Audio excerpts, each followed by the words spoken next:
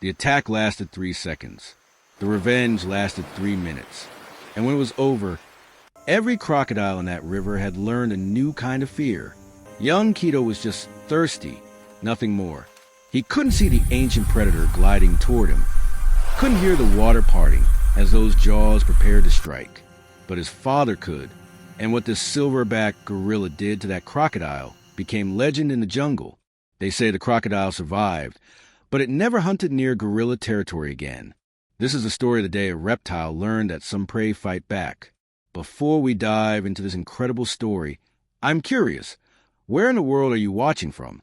Drop your country or state in the comments below. I love knowing this channel reaches wildlife lovers across the globe.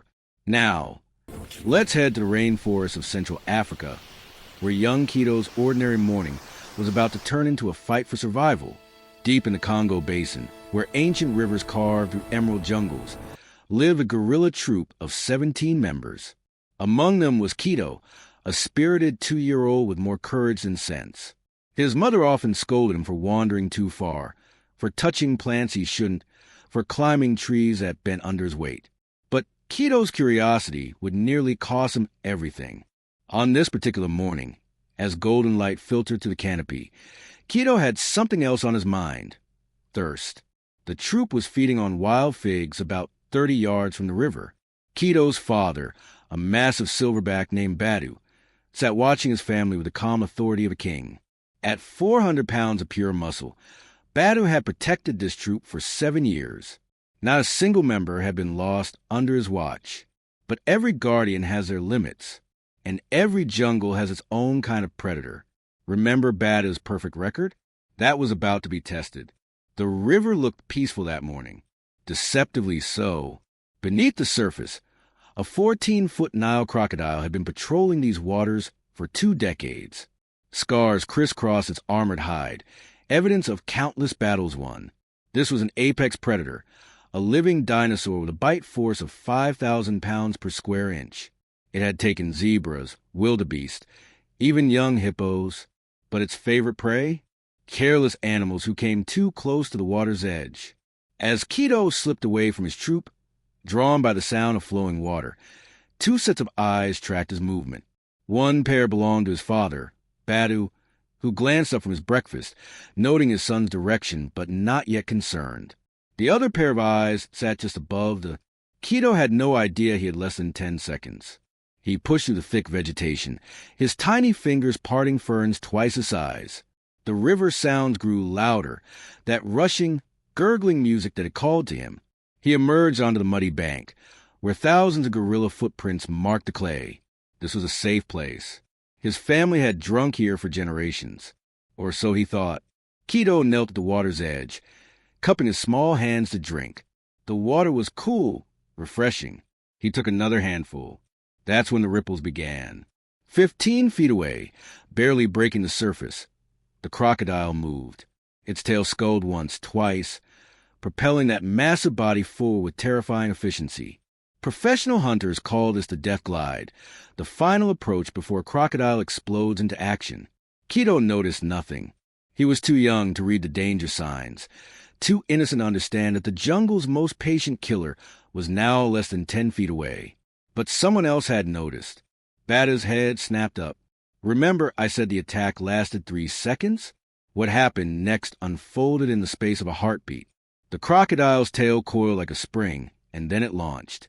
6 tons of water erupted as that prehistoric body surged forward, jaws opening to reveal rows of conical teeth designed for one purpose: to grip and never let go. Kito looked up. His eyes went wide. His tiny mouth opened in a scream that never came. The crocodile's shadow fell across him like a death sentence. 3 feet, 2 feet, 1, and then a roar that shook the jungle canopy. Batu hit the ground running. 400 pounds of enraged silverback covered 30 yards in under 3 seconds. His territorial roar, a sound that could be heard for miles, exploded from his chest with such force that birds scattered from trees 100 yards away. The crocodile's jaws were inches from Kito when Batu reached them. And what this father did next defied every documentary I've ever watched about gorilla behavior. But the real shock was still coming. Batu didn't hesitate. Didn't calculate. Didn't pause. He grabbed the crocodile by its tail. Let me put this in perspective. Crocodiles are ambush predators. On land, they're slower, more vulnerable. But they're still armored tanks with jaws that can crush bone. Most animals, even large predators, avoid direct confrontation. Batu didn't care. With a strength that seems impossible, he yanked that 14-foot reptile completely out of the water. The crocodile's body hit the muddy bank with a wet thud, its tail whipping wildly, jaws snapping at air. Kito scrambled backward, finally finding his voice, screaming for his mother. Batu dragged the thrashing crocodile further onto land, away from his element, away from any advantage. Then he did something that wildlife researchers had never documented before in the wild. He went on the offensive. That massive silverback raised both fists above his head, each arm thicker than a man's thigh, and brought them down on the crocodile's skull with devastating force. Boom! Boom! Boom! The sound echoed across the water like thunder. This wasn't survival instinct. This was rage. This was a father protecting his son. This was a message being delivered in the only language the jungle understands: violence. Remember those scars on the crocodile's hide? It was about to earn a few more. The crocodile fought back with everything it had. Its tail whipped around, catching Batu's leg, a blow that would have shattered a human femur. Batu didn't even flinch. He pounded the reptile's armored body again and again. Each blow landed with wet, crushing force. The crocodile's ancient armor, scales that had turned aside, spears and teeth, cracked under the assault. By now, the entire troop had responded to Batu's roars. 17 gorillas lined the riverbank, adding their voices to the chaos. Several adult males moved forward, ready to assist, but Batu needed no help. The crocodile's cold, calculating brain registered something it had never experienced in 20 years of apex predation: fear. It thrashed, twisted, tried desperately to reach the water. But Batu's grip was iron. Another devastating blow to the head, another to the back. The crocodile's movements became sluggish, disoriented. And then, finally, Batu released it. The crocodile didn't need to be told twice. It scrambled toward the water, blood trailing from its mouth, movements jerky and wrong. It slipped beneath the surface and vanished into the murky depths. Batu stood at the water's edge, chest heaving, watching to make sure the threat was truly gone. Then he turned to find his son. Kito was sobbing high-pitched, terrified cries that broke through the jungle sounds. He was pressed against his mother's chest, but his eyes never left his father.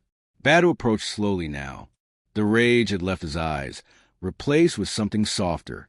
He reached out one massive hand, the same hand that had just beaten a crocodile nearly to death, and gently touched his son's head. Kito reached for him immediately.